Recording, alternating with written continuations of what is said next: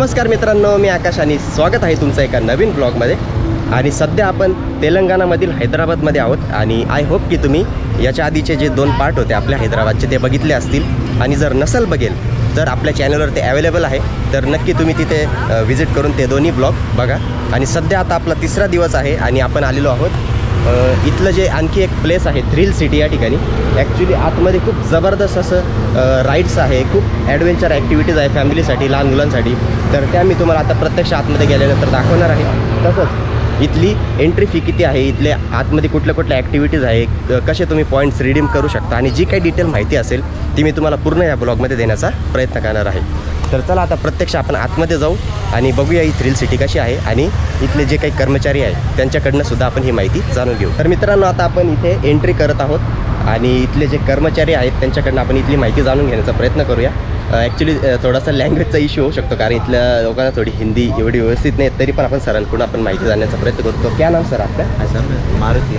Maruti, okay. तो sir यहाँ का जो टाइमिंग होता है थ्रिल सिटी का वो क्या होता है? Morning 11 AM to night 11 PM रहता है सर। ओके। सर एंट्रेंस का सर पैकेजेस बेस्ड एंट्रेंस रहता है। ओके। पूरा कंप्लीटली थीम पार्क है। ओके। सर एंट्री बच्चे 2 साल से 11 साल के नीचे बच्चों को 699 रहता। ओके। इसमें 1200 क्रेडिट्स लोड करके कार्ड मिलेगा। Okay okay. अब फ्रॉम एडल्ट के लिए 999 1500 क्रेडिट्स मिलेगा। ओके। वो यूज अंदर गेम्स के अंदर पॉइंट रिडीम होता। कार्ड दे रहे हैं ना, वो 1 ईयर वैलिडिटी रहता। Okay okay. आज यूज नहीं कर पाते 1 साल में कभी भी और टिकट लेने की जरूरत नहीं, खाली 1 रुपये कट 1 पॉइंट कट होता।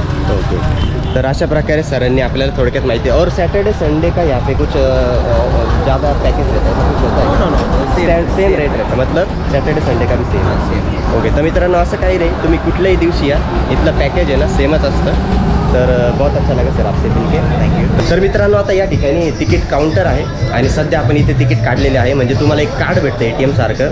तर 1000 रुपये पर पर्सन अडल्टसाठी इथे चार्जेस आहेत आणि जर सिनियर सिटीजन असाल तर 700 रुपये चार्जेस आहे। तर आता आपण 10 जणांचे इथे तिकीट काढलेलं आहे, त्याचे आपल्याला कार्ड मिळालेले आहे आणि इथे बघू शकता आता एंट्री आहे।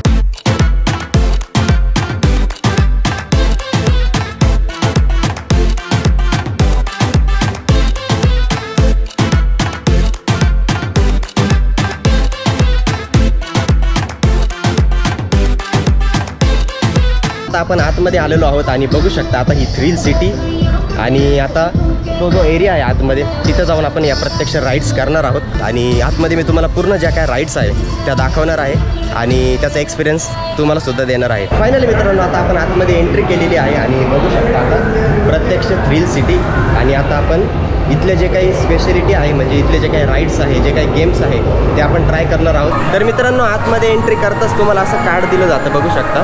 तर हे कार्डमध्ये ना पॉईंट्स असतात 1500, म्हणजे 1500 पॉईंट्स असतात। तर हे तुम्ही कुठेही रिडीम केलं ना तर तो गेम तुम्ही खेळू शकता। आता फॉर एक्झाम्पल, आता हा जो गेम आहे याचे जर 100 पॉईंट असतील तर हे स्वाईप करायचं, याच्यातून 100 पॉईंट लेस होतील आणि मग तुम्ही तो गेम खेळू शकता। अशी इथे भरपूर ॲक्टिव्हिटीज आहे, काही गेमचे 50 पॉईंट्स आहे, काही गेमचे 100 आहे। सो ज्याचे जसे आहेत त्याप्रमाणे तुम्ही पॉईंट रिडीम करून इथे गेम खेळू शकता। तर मित्रांनो, बघू शकता आता इथे व्हर्च्युअल रोलर कोस्टर आहे, म्हणजे तुम्हाला जो VR गॉगल आहे तो दिला जातो आणि त्यानंतर तुम्हाला असा एक्सपिरियन्स होतो की तुम्हीच रोलर कोस्टरमध्ये बसलेले आहात। तर खूप जबरदस्त असतं, हे मी सुद्धा केलेलं आहे आणि माझी फॅमिली करते, बघू शकता। आणि यांचं झाल्यानंतर मी सुद्धा करणार आहे, हे बघा त्यांचे रिॲक्शन बघू शकता।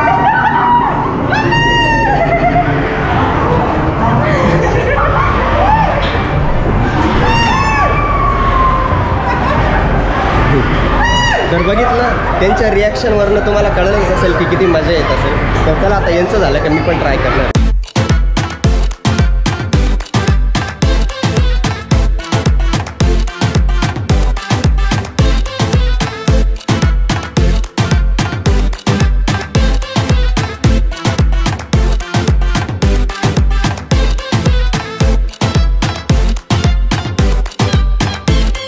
तर आता आपण थोडंसं पुढे आलो आहे आणि इथे बघू शकता बाईक सिम्युलेटर आहे, म्हणजे इथे तुम्ही बाईक चालवण्याचा आनंद घेऊ शकता। जरी तुम्हाला बाईक चालवता येत नसेल, लेडीज जरी असाल, तर इथे तुम्ही बाईकवर बसून ॲक्च्युली बाईकचा जो एक्सपिरियन्स असतो तो कसा असतो तो घेऊ शकता। हे बघा इथे जे टुरिस्ट आहे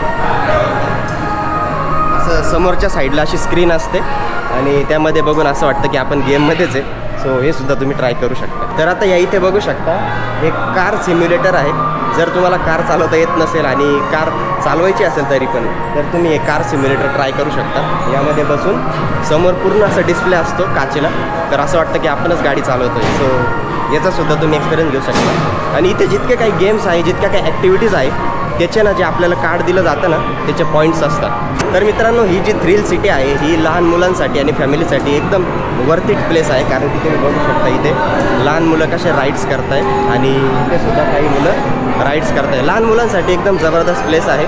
असं नाही की लहान मुलांसाठीच, फॅमिलीसाठी सुद्धा हे जबरदस्त प्लेस आहे. काही ॲक्टिव्हिटीज जे आहे ना ते अडल्टसाठी सुद्धा आहेत. तर मित्रांनो, आता या ठिकाणी आपण 12D शो बघायला चाललेलो आहे आणि आतमध्ये इथे हॉन्टेड हाऊस म्हणून शो आपण बघतो. थोडासा थ्रिलिंग शो असेल तो, तर त्याचे 350 पॉईंट्स रिडीम होतील आणि जवळपास 10 ते 12 मिनिटाचा तो शो असेल. तर मित्रांनो, आता आपण या ठिकाणी एंट्री करत आहोत आणि फायनली आपण आता बघणार आहोत 12D शो.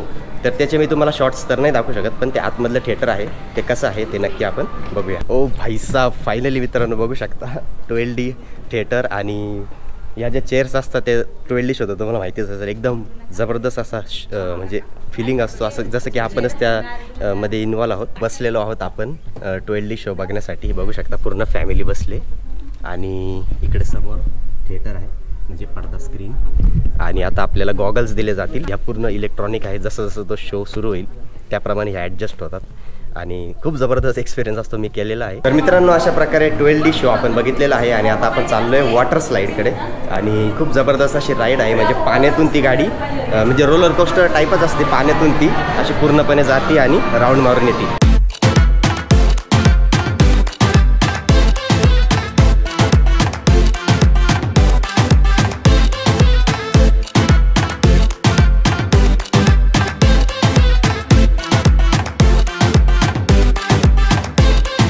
तर मित्रांनो, आता या ठिकाणी आपण व्हर्च्युअल गेमिंग ट्राय करतोय. आतमध्ये झोंबीचा गेम असतो, आपल्याला पूर्ण VR किट घालतात आणि जसं की आपणच त्या गेममध्ये असतो तो गेम आता आम्ही खेळणार आहोत. तर आता आमचे जे रिॲक्शन्स आहे ते तुम्हाला बाहेरून शूट करून मी दाखवतो.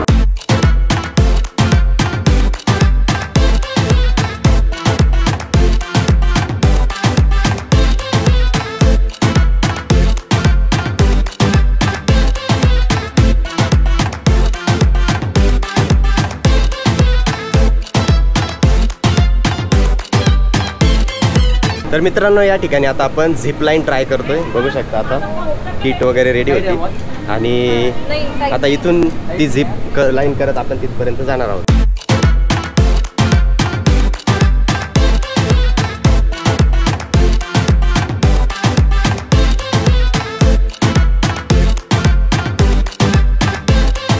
तर फायनली मित्रांनो, बरेच गेम खेळल्यानंतर आपण फायनली डॉल्स जिंकलो आहोत.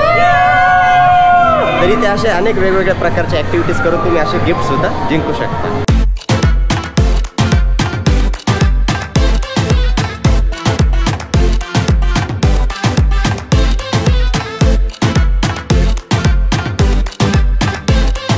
तर फायनली मित्रांनो, अशा प्रकारे थ्रिल सिटीचा हा व्लॉग या ठिकाणी आपण समाप्त करत आहोत.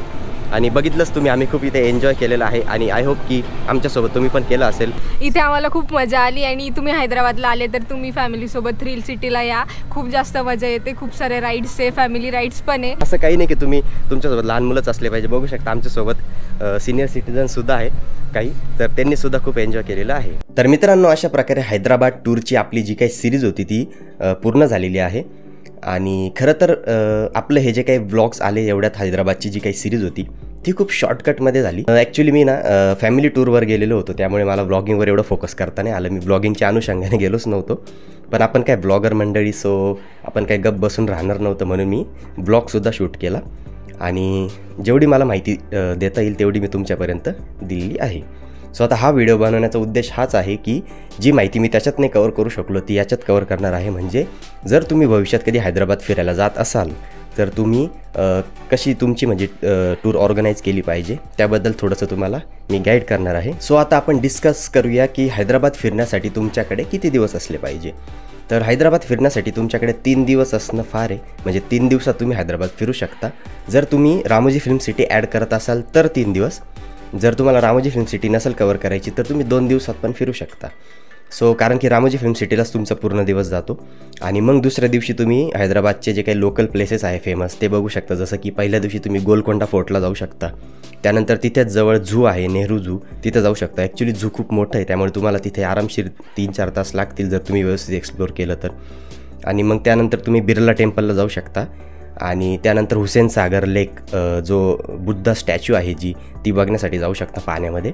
आणि तिथेच जवळ स्नो वर्ल्ड आहे, एक नवीन प्लेस जे याच्या आधीच्या पार्टमध्ये मी तुम्हाला दाखवलं होतं, ते तुम्ही बघू शकता. आणि मग तिसऱ्या दिवशी तुम्ही चारमिनारला जाऊ शकता, हैदराबादला ज्याने ओळखलं जातं त्या ठिकाणी. आणि चारमिनार जवळच आहे ना खूप मोठं मार्केट आहे आणि तिथेच खाऊ गल्लीसुद्धा आहे. आणि तुम्ही जर नॉनव्हेज लवर असाल तर तुमच्यासाठी सोने पे सुहागा असणार आहे, कारण की तिथे हैदराबादी बिर्याणी तर तुम्हाला माहितीच आहे, फेमस आहे. आणि त्याच्याच शेजारी चाव महल्ला पॅलेस आहे, तो तुम्ही कवर करू शकता. ॲक्च्युली आपण तो कवर नाही केला, पण तरी मी तुम्हाला बाहेरून दाखवलं याच्या आधीच्या पार्टमध्ये, कारण की आमच्याकडे टाईम कवर नाही झाला म्हणून आम्हाला मध्ये जाता नाही आलं. तिथून तुम्ही सलारजंग म्युझियमला जाऊ शकता, ते पण खूप जबरदस्त आहे. प्राचीन काळातल्या ज्या वस्तू वगैरे आहेत ते तिथे संग्रहित केलेल्या आहे. आणि त्यानंतर शिल्परामम म्हणून एक प्लेस आहे, तिथे तुम्ही जाऊ शकता, जे आम्ही कवर नाही केलं, पण ते पण एक चांगलं प्लेस आहे.